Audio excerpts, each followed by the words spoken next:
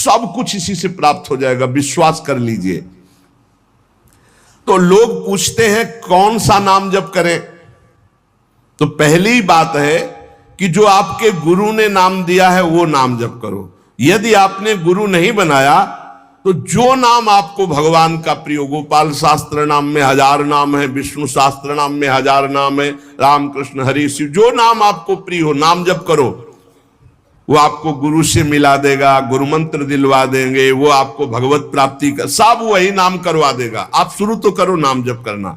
जिनको सौभाग्य से गुरु मिल गए हैं, अपने गुरु के द्वारा दिए हुए नाम पर आसक्त हो जाओ। और मन का एक स्वभाव है, ये बगल में कुछ लेके चलने का स्वभाव है, गुरु से हटकर कुछ लेके चलने का। ये स्तोत्र ले लें, ये नाम ले लें, ये इसका स्वभाव है। इसी स्वभाव को हटाना है। गुरु ने कहा राम तो राम, गुरु ने कहा राधा तो राधा जीवन, उसी से आप देख लेना सब कुछ प्राप्त हो जाएगा। नाम की बड़ी महिमा है। विभिन्न ग्रंथों में भगवान के विभिन्न नामों को गाया गया है। जो तुम्हें नाम प्रिय लगे या जो गुरुदेव ने दिया है। 38 शास्त्र नाम तो हमारे पास है। भाई जी महाराज से हनुमान प्रसाद पोद्दार जी कहते 38 शास्त्र नाम तो हमारे पास है, 38 सहस्त्र नाम। और भगवान के अनंत नाम हैं। सभी भगवान के नाम समान बलशाली हैं, पर विशेषता होती गुरु प्रदत्त नाम में। जैसे गोस्वामी जी को राम नाम सर्वोपरि, चैतन्य महाप्रभु कृष्ण नाम सर्वोपरि, हरिवंश महाप्रभु राधा नाम सर्वोपरि, कोई हर्ज नहीं। उसी एक परम तत्व के अनेकों नाम हैं, जिसको जो प्रिय लगे खूब पकड़ लो उस नाम को जोर से, बार बार उसे जपो। राधा राधा राधा राधा राधा, अब 2 घंटा जपा, इसके बाद दे दिया पूरे विश्व को, धन्य हो जाए हमारा विश्व, हो गया। क्योंकि आपका भजन उतना जाकर समाज को सुख पहुंचाएगा।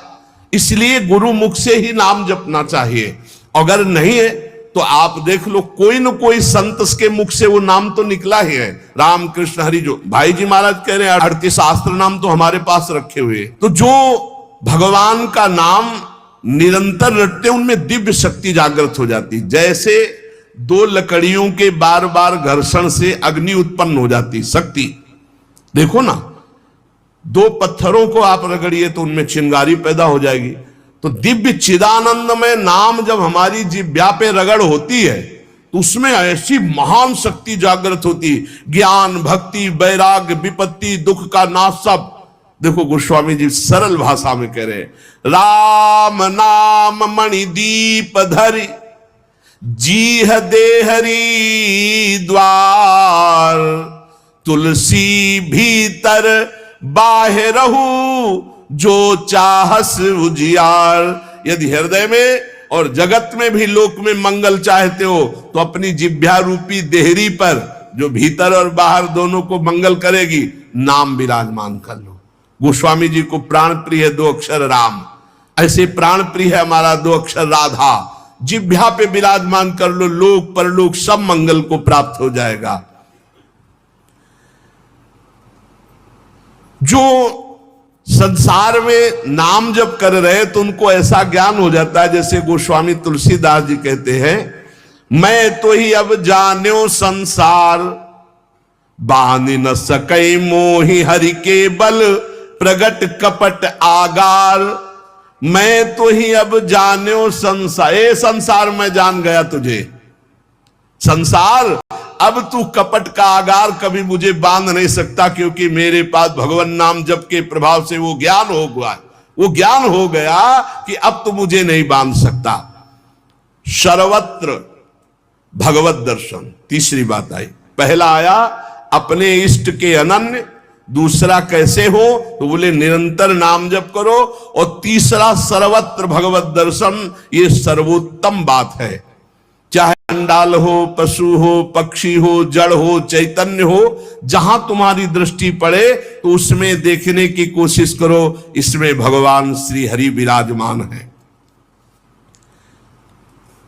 सकल जग हरि को रूप निहार, हरि को रूप निहार। हरि बिनु विश्व कतहु को नहीं, ये मिथ्या भ्रम संसार। सकल जग हरि को रूप निहार। जैसे दूर से पड़ी हुई रस्सी सांप दिखाई देती है, न सांप पहले था ना बाद में रहेगा, बीच में भास रहा है, और बीच में है रस्सी, भास रहा है सांप। ऐसे ही ये संसार पहले नहीं था, बाद में भी नहीं रहेगा, बीच में भास रहा है, और है श्री कृष्ण, है प्रभु, और भास रहा है संसार। तो सकल जग हरि को रूप निहार। हरि बिनु विश्व कतहु को नहीं, ये मिथ्या भ्रम संसार। ये झूठा भ्रम हो गया, ये स्त्री है, पुरुष है, जड़ है, चैतन एकमात्र भगवान बना हुआ है। अलख निरंजन, जो हम देख नहीं सकते, अलख लख नहीं सकते, वो अलख। और निरंजन जो त्रिगुणातीत मायातीत है, वो साक्षात सामने बैठा हुआ है। अलख निरंजन सब जग व्यापक, सब जग को आधार। सकल जग हरि को रूप निहार। अब गूढ़ बात, नहीं आधार नहीं को हरिमा। भगवान कह रहे यो माम पश्यति सर्वत्र सर्वम च मयि पश्यति। जो सब में मुझको देखता है और मुझ में सबको देखता है, वो मेरे नेत्रों से कभी ओझल नहीं होगा, मैं उसके नेत्रों से कभी ओझल नहीं होगा। और एक श्लोक आता है कि मैं किसी में प्रवेश नहीं हूं, कोई मेरे में प्रवेश नहीं। वही यहां कह रहे हैं, नहीं आधार नहीं को हरि महा। अब क्या मतलब है इसका? बोले इसका मतलब है जैसे कहा जाए बर्फ में पानी नहीं है और पानी में बर्फ नहीं है, बात कैसी रहेगी? क्योंकि बर्फ ही पानी है, पानी ही बर्फ है, भेद ही नहीं है। तो कहा जाए बर्फ में पानी प्रवेश नहीं कर सकता और पानी में बर्फ प्रवेश नहीं कर सकती, उसकी अलग सत्ता नहीं। बर्फ ही पानी बनी हुई है, पानी ही बर्फ है, कोई अंतर नहीं। तो कह रहे कि नहीं आधार। बोले कैसी बात कर रहे हो? बोले इसलिए कह रहा हूं कि वही वही है, दूसरा कोई है नहीं। प्रभु किसी में प्रवेश नहीं करते क्योंकि प्रभु ही है पहले से, तो किसी में प्रवेश करे? और कोई प्रभु में प्रवेश नहीं कर सकता क्योंकि कोई है ही नहीं, प्रभु ही है। यह रहस्य रघुनाथ कर बेगी न जाने कोई, और जो जाने रघुपति कृपा तो सपने मोह न हो। स्वयं हरि जगत बने हुए हैं, सब कुछ ये हरि बैठे हैं। बस ये नेत्रों का हमारा दोष हट जाए, चश्मा बदल जाए, केवल हरि है। सिया राम में सब